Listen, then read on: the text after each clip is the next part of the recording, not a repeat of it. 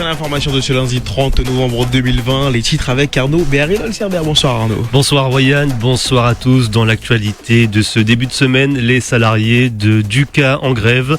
Les agents de la ferme d'élevage ont bloqué son accès ce matin. Ils dénoncent un licenciement abusif. Dans l'actualité du coronavirus, à partir d'aujourd'hui, il est possible de faire le test antigénique dans 24 pharmacies de Guyane. Des pharmaciens qui s'estiment de plus en plus impliqués pour limiter les risques de propagation du virus, vous l'entendrez. On ira à Kourou dans ce journal, les lancements du centre spatial guyanais sous haute surveillance assuré par le 3e REI. Quel dispositif, quel effectif, réponse à suivre. Air Guyane continuera-t-elle à assurer les vols intérieurs? La question a été posée ce matin à Christian Marchand, le PDG d'Air Guyane. Il était l'invité de 7h de Victor Zamit. On y revient. Un week-end riche en sport. Hier, l'ASU Grand Santi s'incline face à l'US Inamari 0-2 lors de la finale de la Coupe de France. Vous entendrez les réactions des coachs dans ce journal. Et puis enfin, autre compétition, cette fois avec des oiseaux. Nous parlerons de la Coupe de Guyane, de Picolette. Vous entendrez Patrick Saint-Prix et son oiseau Gustave. Voici votre journal de 18h. Et ce journal de 18h en diffusion sur le Facebook Live de Radio Pays. Vous le disiez en titre, les salariés de la ferme Duca en grève. Oui, depuis ce lundi matin, le site est bloqué par les salariés en colère. Ils dénoncent un licenciement abusif ainsi qu'un manque de considération vis-à-vis de leurs conditions de travail. Les employés, pour la plupart bouchers, ne se sentent pas écoutés par leur patron. Écoutez Ian Walker, boucher charcutier, employé de Duca depuis 1 an et demi. Ils nous proposent un sandwich à l'heure de pause. Le sandwich, ça ne convient pas. Il y a des employés qui ont eu mal au ventre par rapport à ça. Donc, ça veut dire qu'eux, ils nous ont dit que c'est soit ça ou soit rien. Donc, ça veut dire que nous, on vient travailler à 5 heures du matin, on se lève depuis 4 heures du matin. Donc, ça veut dire qu'ils nous proposent un sandwich pour manger et qu'on doit rester 7 heures en train de travailler dans un labo où est-ce que le froid, il est à 5 degrés de température. Donc, on peut pas. Et puis, il y a une toute sorte de manipulation qui se fait aussi, voilà, quoi, qui mettent la pression sur des gens qui ne connaissent pas leur loi et tout. Donc, voilà, nous, on est là pour encadrer ces gens-là. Ça fait déjà quand même 4 mois qu'on essaye d'avoir un dialogue avec nos patrons. Ils nous ont ignoré plusieurs fois. Donc, aujourd'hui, on est arrivé au blocage. Ian Walker, employé de Duca, il répondait à Clément Buzalka. Le syndicat UTG du Grand Port Maritime déclenche ce matin une grève illimitée. Oui, certains agents déplorent le licenciement de la responsable du pôle ressources humaines du port et réclament la mise en place d'un CHSCT extraordinaire sur la thématique des risques psychosociaux. À cela s'ajoute une demande de négociation des rémunérations. Et puis, on précise, les dockers, quant à eux, ne poursuivent pas donc cette grève. Des tests antigéniques disponibles en pharmacie dès aujourd'hui. Oui, la semaine dernière, 67 pharmaciens et préparateurs en pharmacie se sont formés aux tests antigéniques. Ce lundi midi, 24 pharmacies sur les 49 en Guyane peuvent proposer le test antigénique aux personnes souhaitant se faire dépister contre le Covid-19. Certaines officines ont déjà commencé dès samedi à Rémière-Montjoly. Cela montre l'importance du pharmacien dans l'organisation de santé, explique Elisabeth Pereira. Elle est formatrice à Orlande Formation Pharmacie. J'ai été très surprise de l'engouement, de l'implication des pharmaciens qui se sont inscrits aux formations parce que par expérience, je sais que c'est une nouvelle mission qui n'était pas forcément désirée par les pharmaciens, qui nécessite une organisation, une prise en charge de matériel. On ne peut pas ignorer non plus que quand on va aller faire du dépistage, ça veut dire qu'on va être en contact avec des personnes malades qui sont porteurs, donc c'est aussi des fois une petite angoisse. Le fait que les pharmaciens aient répondu massivement à ces propositions de formation montre en fait la place réelle du pharmacien dans la chaîne de dépistage et dans l'organisation de santé du territoire guyanais, des territoires d'outre-mer, de la métropole et donner plus de pouvoir aux pharmaciens sur des missions de prévention, de dépistage, comme ça a été fait ces 2 dernières années avec la vaccination contre la grippe et maintenant le dépistage contre le Covid. C'est une preuve que le pharmacien a toute sa place dans les professionnels de santé. Voilà, donc vous pouvez passer le test antigénique depuis ce lundi midi.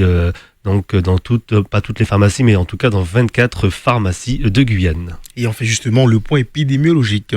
Oui, 25 cas déclarés positifs au Covid-19 ce lundi 30 novembre sur 380 tests réalisés.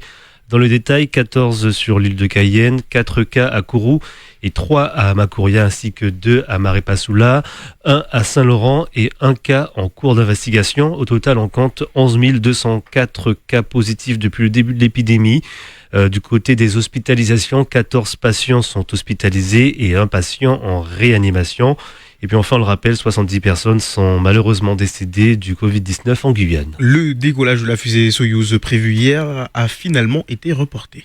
Oui, en raison des conditions météorologiques, le lancement de Soyouz, initialement prévu samedi, puis décalé à dimanche, a été reporté à ce soir à 22h33. À son bord, un satellite d'observation des forces armées des Émirats arabes unis qui sera envoyé dans l'espace, le Falcon Eye-2. Pour rappel, le Falcon Eye-1 avait été perdu l'année dernière lors du lancement raté de Vega VV15. Et on reste justement au CSG Arnaud avec un CSG sous haute surveillance lors des lancements. Et oui, depuis près de 50 ans, la surveillance du centre spatial guyanais est assurée par le 3e REI, 3e régiment étranger d'infanterie. Aucun lancement ne peut se faire sans Titan, son nom du dispositif de surveillance du site de lancement de Kourou-Sinamari. Des opérations avec des effectifs de soldats qui varient selon le type de lancement, explique le capitaine Benoît, commandant d'unité de la 2e compagnie du 3e REI. Le CSG, c'est 700 km², c'est à peu près la superficie de la ville de Paris intramuros. Donc on s'assure de la sûreté du lancement par le déploiement d'un dispositif à la fois aérien que vous avez vu au niveau de la tour et un dispositif terrestre. Donc c'est une compagnie d'infanterie qui est déployée. Donc je déploie aujourd'hui à peu près 80 hommes sur une partie du CSG, pas sur l'ensemble du CSG, sur une seule partie du CSG, afin d'assurer donc la protection de ce lancement. Déploiement qui est fait par l'intermédiaire de patrouilles à pied, patrouilles mobiles, autour et à l'extérieur du CSG. Donc, en fonction de la nature du lancement, on peut être amené à augmenter ou à réduire nos effectifs. Tout va dépendre du type de satellite qui va être envoyé. Donc ça, c'est pas nous qui décidons, c'est le CSG en fonction de son client. Voilà, on a une zone qui est plus ou moins grande et donc ce qui nécessitera plus ou moins de militaires.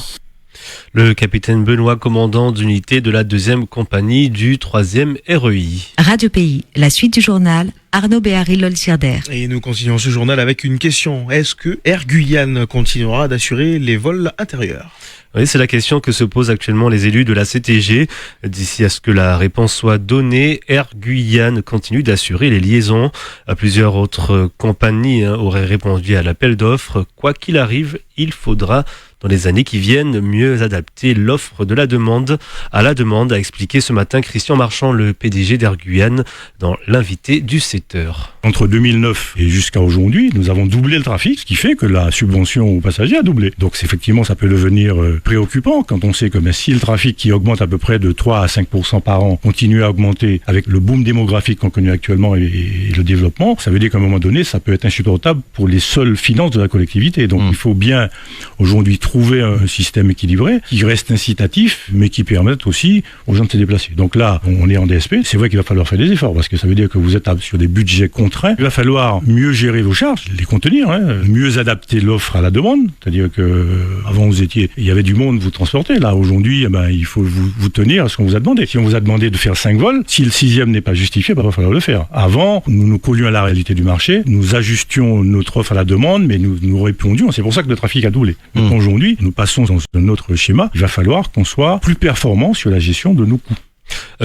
Christian Marchand, le PDG d'Air Guyane, il répondait à Victor Zamit. Demain, à la même place, Aude Lucarelli, docteur au CHC. Il s'agira de parler de la prise en charge des patients VIH à l'occasion de la journée internationale de lutte contre le sida. Un week-end riche en sport avec bien sûr la victoire de l'US Sinamari en foot.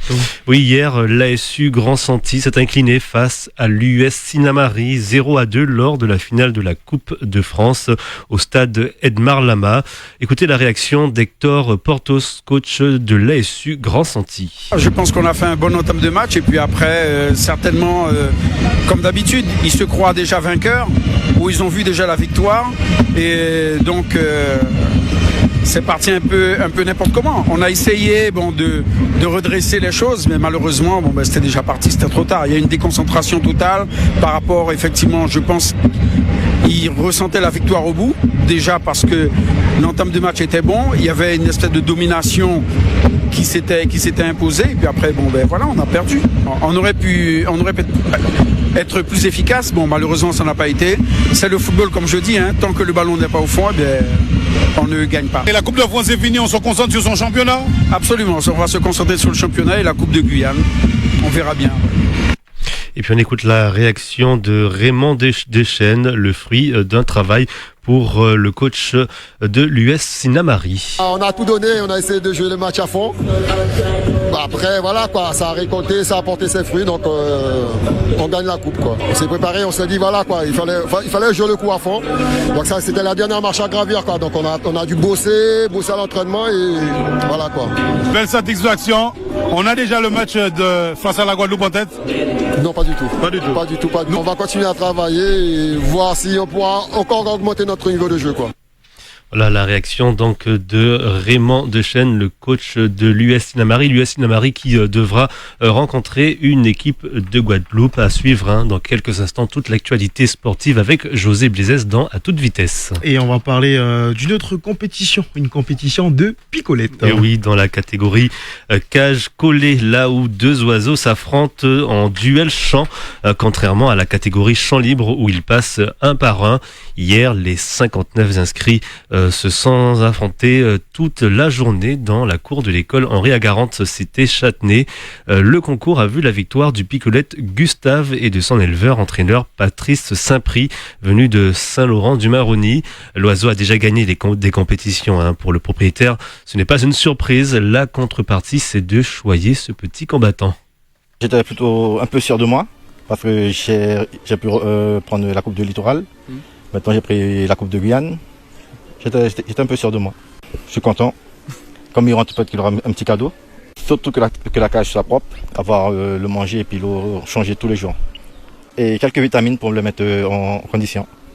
Et puis là, je pense que tu auras un champion. En fait, c'est une passion. Nous, notre passion, c'est les cages collées.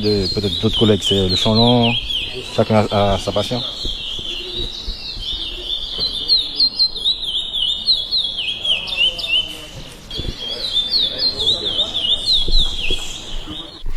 Voilà, vous avez pu entendre donc Gustave, le picolette de Patrice Saint-Prix, qui a dû sûrement picorer le micro de Florian Royer.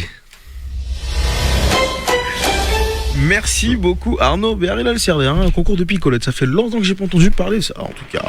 Oui, la tradition se poursuit. Et il me semble que c'est que les mâles, voilà, comme disait, que les mâles qui participent à ce concours. Franchement, c'est vraiment une belle préparation, en tout cas, même pour les picolettes. Voilà.